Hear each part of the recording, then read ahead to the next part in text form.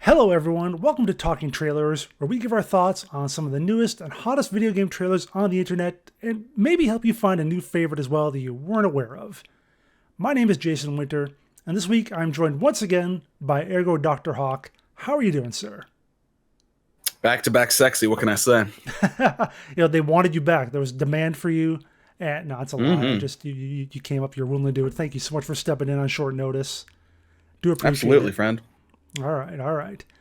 So this week we're starting off with what you just saw, which is a game called The Legend of California. And now I have a lot of thoughts on this one. I'm going to kind of give just the facts for right now and let you kind of start it off because last time I got in trouble because I talked over your points. So we'll let you get the first let you get the first crack at this for the most part. It's just as you can look at it from the trailer, you see kind of a survival, crafting, building kind of game. They're trying to avoid that label exactly. It's set in a sort of California, sort of a fake California, but sort of like it, but not really.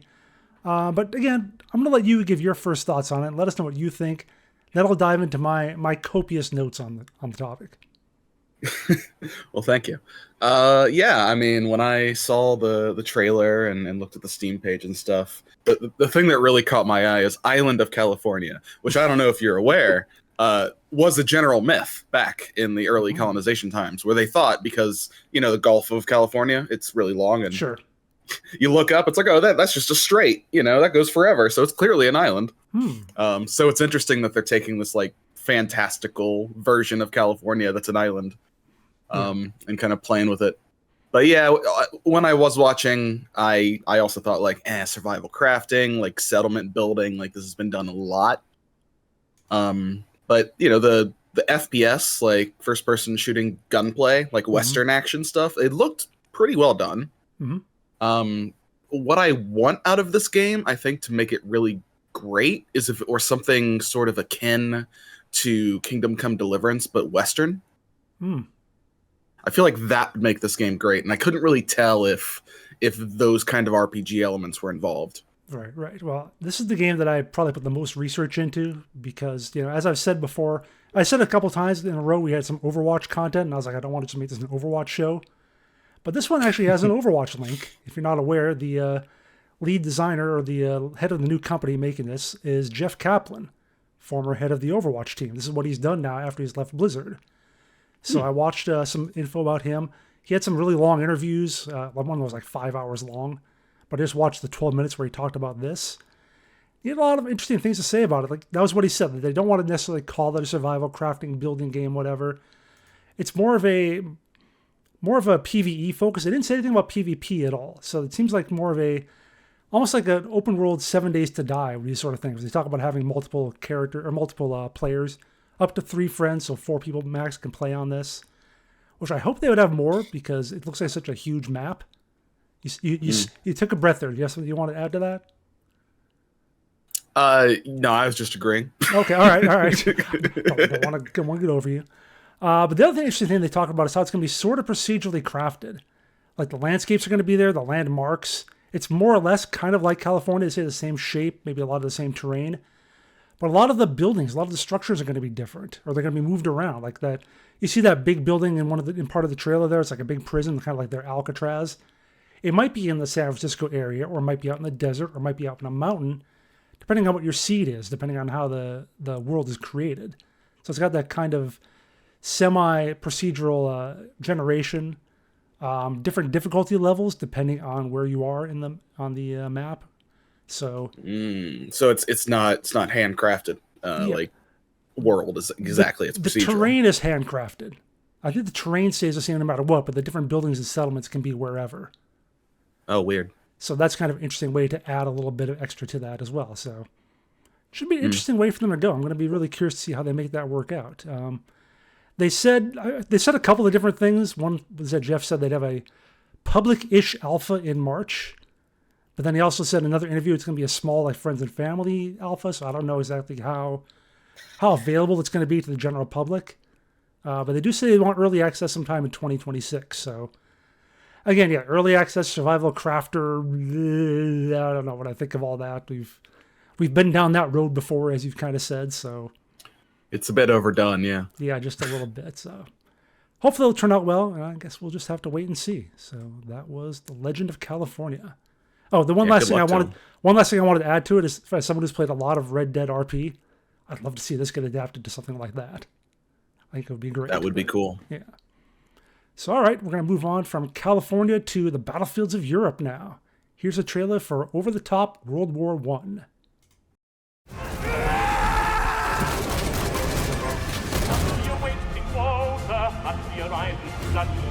Using the kind of language that makes the sergeant blush. Oh, join the army, that's what we all inquire. No pictures of full civilians sitting around the fire. Oh, it's a lovely war. What do we want? We take the hand when we got nothing and that's time. All right, but how do we spend the money we earn? Oh, it's a lovely war. Oh, it's a lovely war.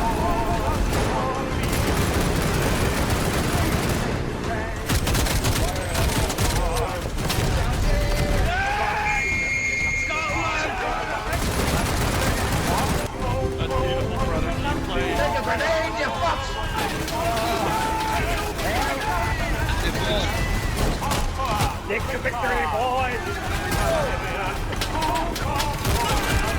Get through, bandit!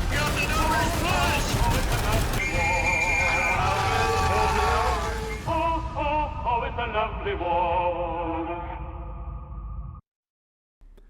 Okay, that was Over the Top World War I from developer Flying Squirrel Entertainment. Hey, it's World War I. It's budget Battlefield 1. That's my first thought when I see this. Destructible battlefields, a lot of different roles, 12 maps, which I think is actually really cool to have a smaller game like this that can make that many maps. A ton of different weapons. It's able to say 47 firearms, 18 grenades, 57 melee weapons, 13 vehicles, 12 secondary weapons. Again, it's also it's a new game. I think it didn't say early access. I think they said actual launch. Which, by the way, you know what the price is for launch? $19.14. How appropriate for nice. a World War I game. Yeah, very well. If it was $69.69, it would be nice. This is just cool. But yeah, they've got a lot of content. It looks like for this. For like I said, for an indie game that's being published at a pretty low budget. Obviously, not as shiny as something like a Battlefield kind of game, but that same kind of vibe. So. I don't know. What do you think? I mean, the thing that definitely stood out in the trailer from watching it was the destructible environments, in particular, like the buildings coming down, and like I assume you can dig trenches, but also just like the craters from like when mortars hit. Like this kind of dynamic aspect of the battlefield changing over time, I think is really cool. I mean, it's one of those games. I don't know how big like Battlefield gets up to. Can you have like 200 players in Battlefield? I don't know exactly how large. Probably at least somewhere in the triple digits, low triple digits. Because yeah, it's an absurd number of people, but you know, it kind of creates the idea that you're actually on a battlefield in World War I. Then yeah, this does say 200 for this game, so yeah, no, it looks like chaos. It also looks pretty silly, like they're kind of leaning into it. Like they're like, yeah, we're not really taking it that seriously, but you know, there's some good features here that make it look like a fun, you know, massive multiplayer game of war. And it's not super my taste, but I think it looks like it could be quite good. And for that price, I mean, steal. Yeah, exactly. Yeah, I played a similar game called Holdfast, which was more set in like Napoleonic era, about 100 years earlier than that. And when I had to look to make sure it wasn't the same developer, because it looked really similar, just set a little into the future, which has a lot of good and bad. Like it has, like I said, a lot of that kind of silliness about. One of the features they put in for this one is you can play a piano, which you kind of see a little bit in the trailer. Also says you can be killed by a baguette, which great.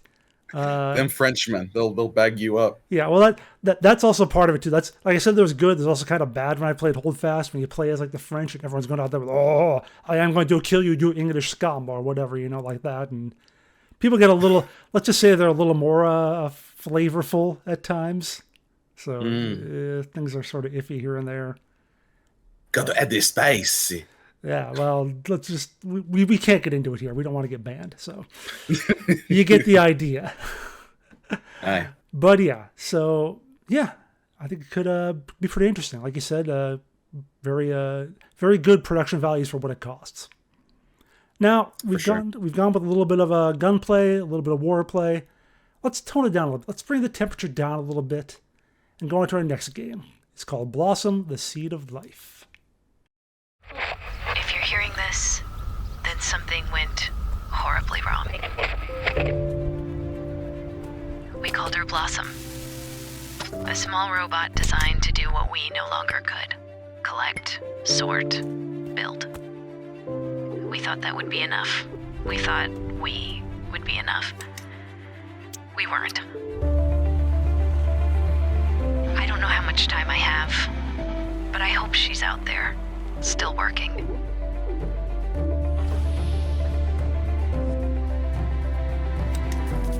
And one day, a seed will take root.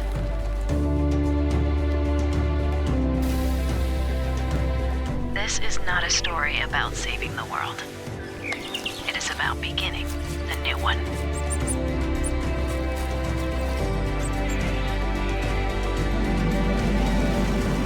Her name is Blossom, and I hope she finishes what we could not.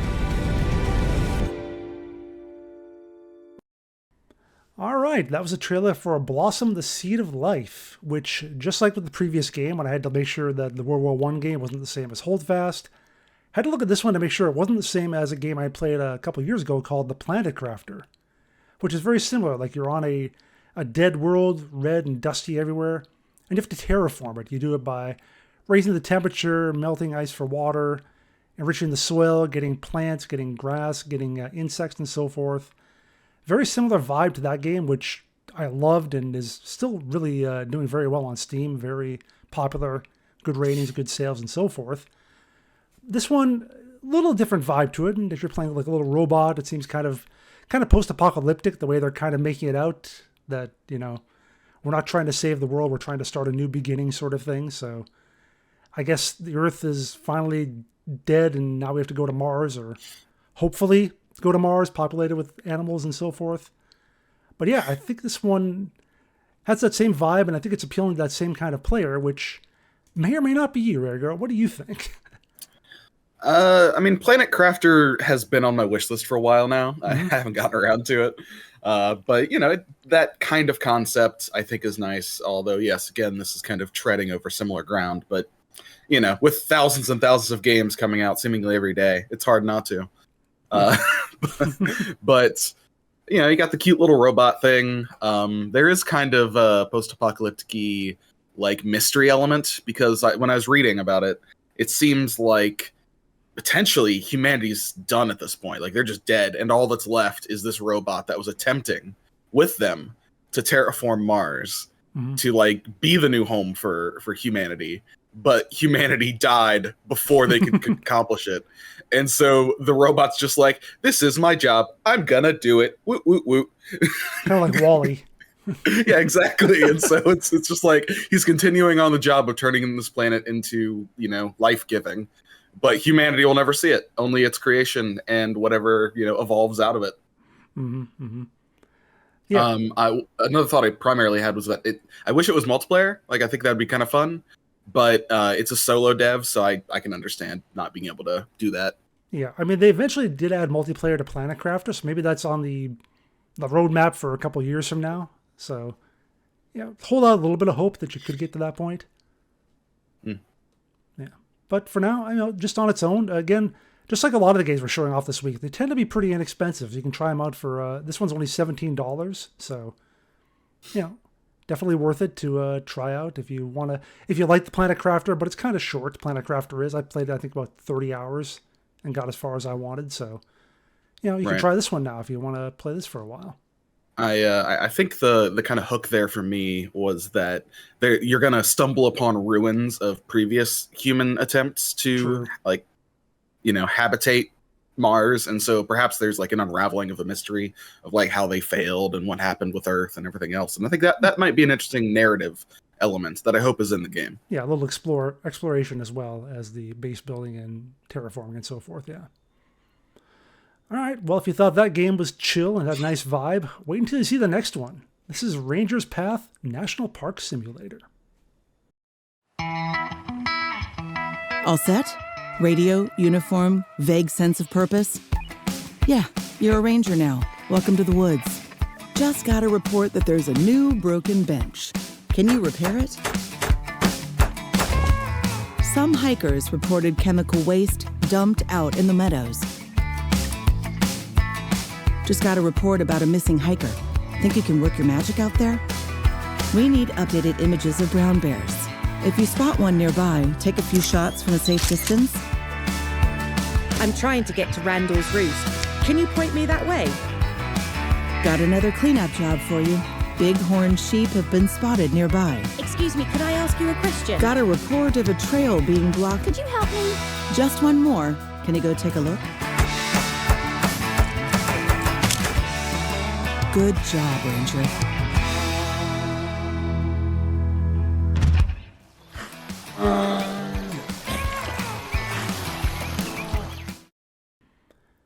Okay, so who doesn't want to go for a walk in the woods? But without all the walking and the sweating and the bugs and all of that, so that's, I guess, what National Park Simulator is for. Go out, enjoy the beautiful views and the vistas in, I forget what it was called. It's not a real national park. It's got its own name. But, as you can see, you're a ranger. You go out, you do stuff. You take care of the wildlife. You take care of people who are lost or need directions or maybe injured or whatever. Super chill, super relaxing. I can see this in the same vibe as someone who likes to play. In my case, I've played quite a few chill simulator games. My favorites are the truck simulator ones where you just you go cruising, you enjoy the landscape and so forth. And I could see that being a big appeal for this one as well. If you just want to go and enjoy those nice landscapes, feel like you're doing something in the world, feel like you're accomplishing little tasks here and there. They have a lot of different ones for you to do, a lot of different stuff. I don't know. This one appeals to me almost more than just about anything else we're showing off in this show today. What do you think? Is this the sort of game for you? I understand simulator games they're their own breed. They require a certain kind of mindset. So, I don't know. Is this yours? You want this one? I'll be honest. I've never actually considered what it would be like to live as a park ranger, but it looks like this game captures it fairly well. I'm not really sure. I have played these types of simulator games in the past, including like Truck Driver Simulator and all that. And they can be a lot of fun. It is a very particular type of fun. Mm-hmm. This is kind of like a cozy game as well. Yeah. Like, all the classic cozy sit down, just relax, enjoy nature. I imagine that there's like some, thematic stuff of like living in balance with nature and all that other junk. But then you got the asshole patrons who show up and like make you do shit. It's like, guys, come on. I'm just trying to relax in nature. And you're out here being like, hey, I got lost. Help me. National Park Karens. They want to speak to your manager. Exactly. There are too many National Park Karens. And so that's probably the least favorite part of it. But I understand why it's included.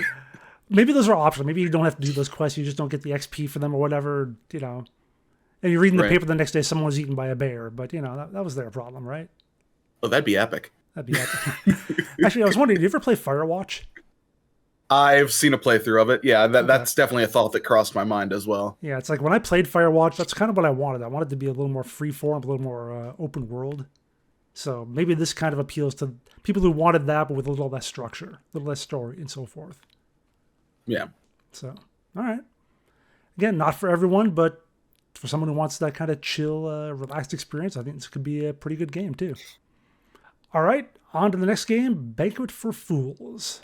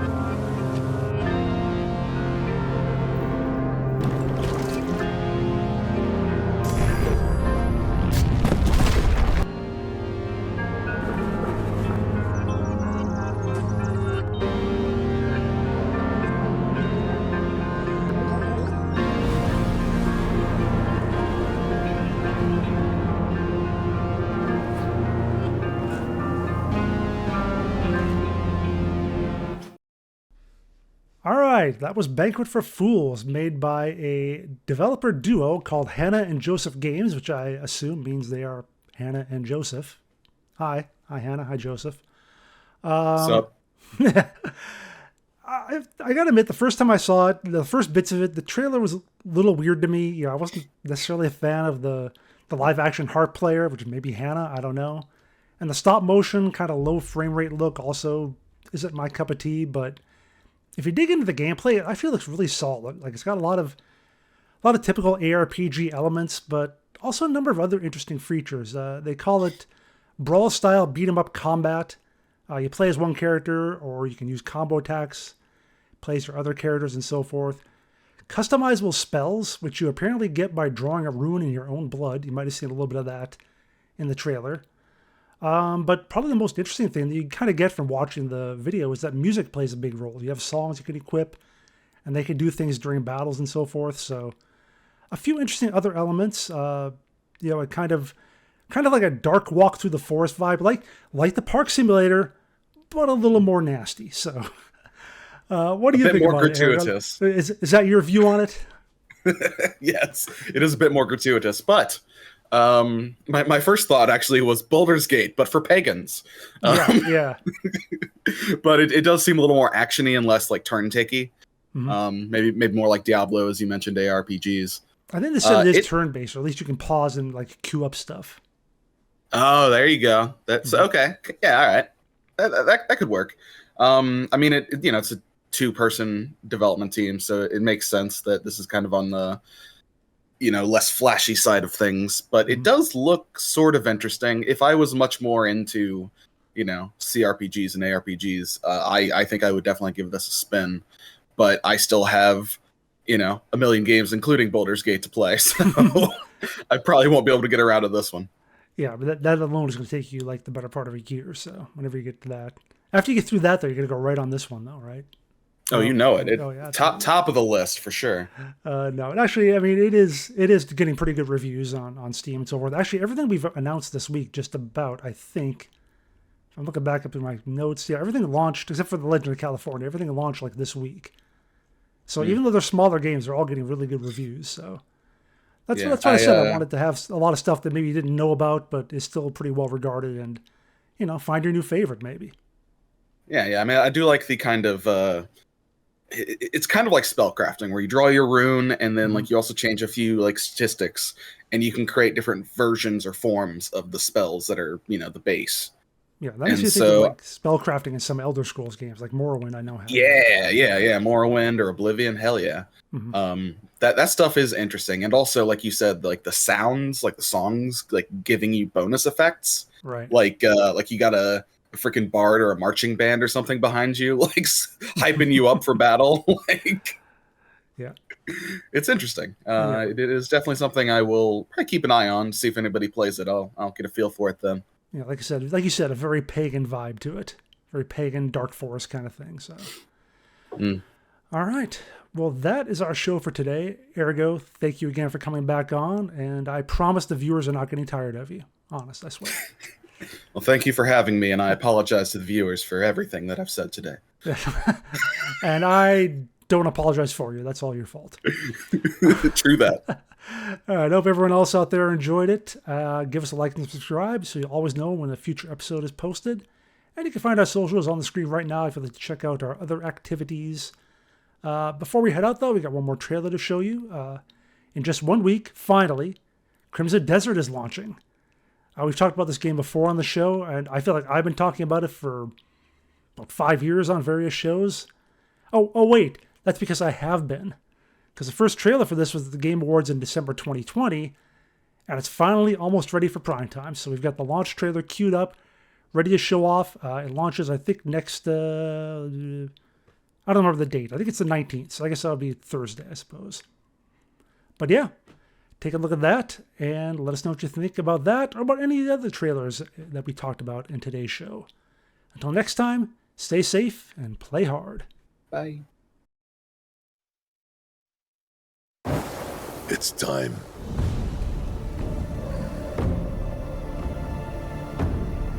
To take back what was stolen. So, You're finally here. You were expecting me? Well, you Greymanes are a hard lot to kill, clawing your way back from death's door over and over. How'd you do it? Let's find out, shall we?